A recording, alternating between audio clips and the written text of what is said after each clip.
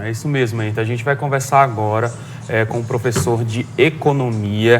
Ele vai tirar dúvidas da gente, tá certo? O professor de economia da UERN, Leovigildo Cavalcante, sobre essa possibilidade, né? Essa entrevista foi uma sugestão do nosso telespectador Josenildo, lá de Cidade Nova. Ele ligou aqui para a gente, para a nossa redação, pedindo para que a gente possa, né, esclarecer melhor sobre esse assunto. Então, o professor já está aqui conectado junto com a gente e vai explicar, né, como que é na prática, né, como que o pessoal pode realmente fazer esse empréstimo através desse modo. Bom dia, professor, tudo bem? Bom dia, professor. Eu já lhe pergunto também, além de como que o pessoal pode fazer, é tão vantajoso assim quanto parece, professor? Porque eu fico cismado, né? Já é para alguém que está recebendo um auxílio e aí ter um empréstimo com juros, enfim. Vou deixar que o senhor explique para a gente. Bom dia a todos, bom dia, telespectadores. Bom, na realidade, quando vimos essa proposta, ou seja, essa regulamentação no que diz respeito a conceder empréstimo consignado a pessoas que estão recebendo o Auxílio Brasil, né, ou especificamente nos programas voltados à transferência de renda, ficamos arrepiados, para não falar uma outra palavra, né?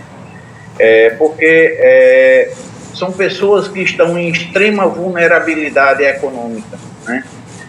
E social. Para que você tenha uma ideia, o auxílio ele é fornecido a dois grupos da sociedade: aqueles que estão em pobreza, ou seja, que ganham per capita até R$210, e aquelas pessoas que estão em extrema pobreza, que ganham até R$105 mensais per capita. Então imagine o seguinte: de uma hora para outra você concede o crédito, tá certo?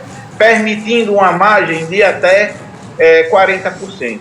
Lembrando que o auxílio agora está em R$600, mas obviamente somente até dezembro, né? E que o valor real seria de R$400, permitindo de que haja realmente esse empréstimo de até 40%, significa que essa pessoa que já está em vulnerabilidade econômica iria ter que indispor de sua renda, já que o valor é abatido diretamente antes da pessoa receber o referido auxílio, de R$160. Então, se R$400 já é extremamente difícil para uma família obter o seu sustento, imagine com R$160 a menos, ou seja, com apenas R$240. Então, a tendência é de que esse processo de endividamento dessa família aumente. E aí a gente fez alguns elementos básicos em termos de juros. Isso principalmente importante para a população que pensa em buscar esse empréstimo consignado e que tem esse auxílio. Somente um levantamento, um comparativo básico. Se você é funcionário público e vai pegar um empréstimo, ele fica na casa de 23% ao ano. Se você for um aposentado do INSS, você vai pagar em torno de 26% ao ano. Se você for um empregado da iniciativa privada, você vai pagar em torno de 35% ao ano. Agora, pasmem, se você for um beneficiário do Auxílio Brasil, você vai pagar 79% ao ano de juros. Ou seja, então você vai praticamente pagar o dobro. Ou seja, e considerando essa determinada taxa, fazendo aquele cálculo dos 40% em 160, significa que ele vai passar 2 anos para pagar. Ou seja, sem ter nenhuma perspectiva futura, se ele terá uma melhora ou não de vida. Se não, sem ter uma perspectiva a respeito principalmente do processo inflacionário. Então, por isso que os economistas, de uma forma geral, são extremamente contrários a esse ponto. Lembrando que 78% de todos os brasileiros já estão endividados e 29% desses mesmos brasileiros já têm contas atrasadas ao final do mês. Então, esses são alguns panoramas no que diz respeito a esse consignado. Pois não.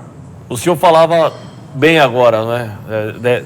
Isso baseado numa pesquisa, né, consumidores, com consumidores inclusive, que o senhor destacava 78% dos brasileiros endividados, 29% já com contas em atraso, como o senhor falava. E aí, num dado momento de sua conversa com a gente, o senhor falava, né, de pessoas que estão sem perspectiva de melhoria financeira. Mas eu li ontem, professor, uma reportagem do nosso portal, o G1, e aí as pessoas que estão recorrendo, né, a esse empréstimo, elas têm essa crença, elas têm essa fé, digamos assim, de que a vida vai melhorar em algum momento. Mas o senhor, enquanto professor, enquanto educador, o que dizer para essas pessoas, como orientá-las? Porque num primeiro momento pode parecer de fato a solução, Paulo. Imagina, você está ali precisando comprar um bem, comida mesmo, porque está difícil, né? A vida da sociedade brasileira não tá nada fácil. Então você tem aquele dinheiro na mão e você pensa que ali é um alívio. Mas o senhor destacava bem, juros de 79%. Como educar essas pessoas, professor, de que a gente não pode trabalhar com a incerteza de que a vida vai melhorar se não temos essa perspectiva assim? Bom, esse é um tema recorrente. Inclusive, além de professor da UERN, também sou conselheiro do Conselho Regional de Economia. E um dos pontos que estamos abordando, principalmente agora, é de respeito ao tema da educação financeira, que deve se iniciar desde pequeno nas escolas públicas, nas escolas privadas. Mas aí, como estamos abordando algo, digamos assim, mais urgente, principalmente desse período de pandemia ou pós-pandemia, onde boa parte das famílias perderam seus ingressos e perderam seus empregos. Então, são gastos emergenciais. Então, alguns exemplos abordados, inclusive, no G1, de pessoas que que moravam em favela, que já tinham uma vulnerabilidade social e econômica, tiveram que comprar material de construção. Então, aí, de certa forma, você não pode dizer, olha, não gaste, até mesmo porque isso vai de acordo com a necessidade própria de cada pessoa. Tem aquela pessoa que está pensando em pagar dívidas como luz, como água, como qualquer outra coisa. Só que essa pessoa, ela esquece de que a condição que ela terá em termos de recebimento será menor nos meses subsequentes. Então, muitas vezes, essa pessoa não vai ter a condição de continuar, de pagar aqueles recursos assim. E o que é que acontece? Há uma tendência cada vez mais a um processo de endividamento. E o mais perverso, somente para registrar, é de que no momento em que se assina essa cláusula, as cláusulas no que diz respeito à tomada de empréstimo, não se permite uma renegociação futura. O máximo que se permite é uma portabilidade dessa determinada dívida ser passada para um outro banco. Ou seja, você está nas mãos dos agentes de crédito. Isso é tão perverso que até mesmo alguns grandes bancos, como o Bradesco, Itaú, Nubank, BMG, não vão operar com esse sistema de crédito, justamente por estar operando justamente com pessoas com vulnerabilidade econômica e social. A previsão é que o auxílio seja pago pelo menos até dezembro, né? É o que você sabe. E aí, se por acaso esse tipo de valor não seja mais pago, né, para os usuários, né? Pelo menos não há uma previsão. E aí, se essa pessoa está com esse empréstimo, então nos próximos meses, quando voltar a ser pago esse auxílio, já vai ser descontado ali, né? Se voltar, né? Se voltar, no caso. Paulo, somente uma correção. Geralmente, essas pessoas que estão no auxílio, elas vão continuar recebendo. Só que vão continuar recebendo o valor de 400. O valor de 600, é o que foi adicionado agora, será até dezembro.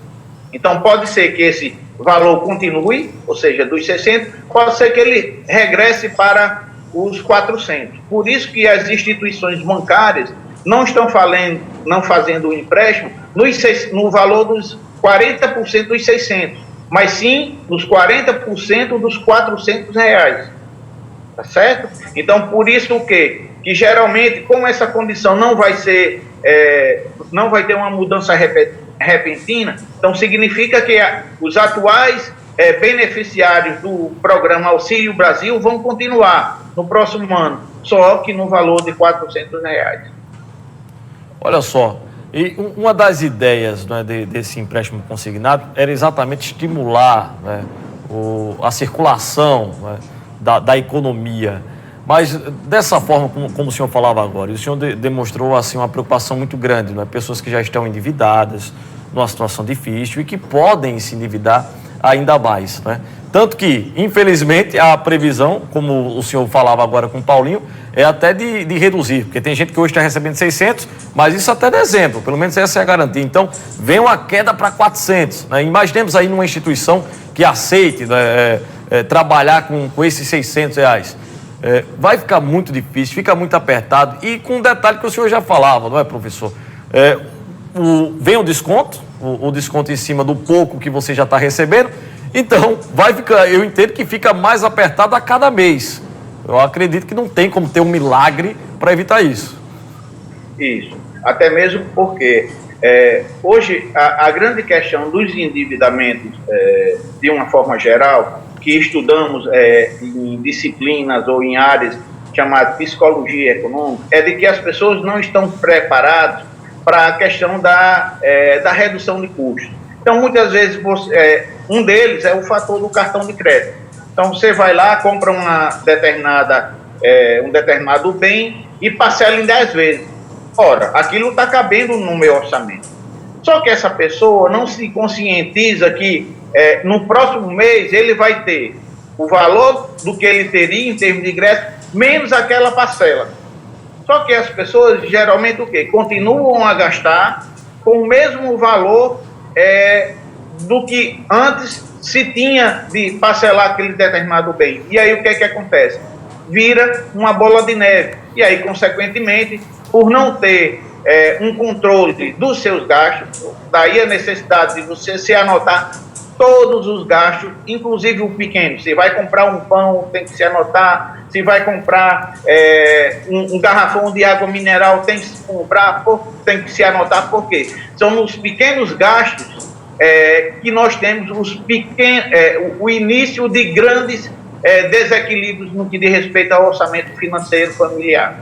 Nós recebemos mais perguntas aqui dos nossos telespectadores e o Luiz Júnior está querendo entender também que se por acaso o beneficiário for cortado, né, do Auxílio Brasil, ele vai continuar pagando esse empréstimo. Isso. Não pensem as pessoas que o empréstimo está vinculado única e exclusivamente à questão do recebimento do Auxílio Brasil. Caso, por algum determinado, você não cumprir mais as normas ou os requisitos do Auxílio Brasil, você pode ser cortado. Então, a dívida, ela não cessará. Pelo contrário, a dívida continuará, ou seja, seu CPF, seu nome, ficará sujo no mercado. Ou seja, você vai ter que arcar com as consequências de ter obtido esse determinado empréstimo, sem considerar a previsão futura no que diz respeito à instabilidade, inclusive no que diz respeito à questão financeira, às suas necessidades que possam surgir no dia a dia. Ou seja, então, tomem cuidado. Creio que não deve pensar nenhum, nem duas, nem 3 vezes, mas 10 vezes em diante, para que você não possa comprometer o pouco que você já recebe. Professor, é claro que a gente entende, não é, o drama, Paulinho, das pessoas que estão numa situação muito difícil, né? E a gente sabe que, infelizmente, é uma realidade e que enxergam nisso uma possibilidade de tentar aliviar um pouco, né? Tentar melhorar um pouquinho essa situação. A gente entende demais essas pessoas e respeita, claro, né, o posicionamento de todo mundo, né, inclusive daqueles que pretendem aderir. É um direito delas se isso acabar se concretizando. Mas aí, como o senhor tem falado, professor, tipo, não é a melhor jogada a se fazer, não é? Como o senhor já tem dito. Então, o que o senhor recomendaria para essas pessoas, né, que estão endividadas, recebendo muito pouco e que precisam de um respiro, não é? Qual a recomendação, então, para essas pessoas? Pode existir uma saída, professor? Bom, saída não existe. O que existe é cautela.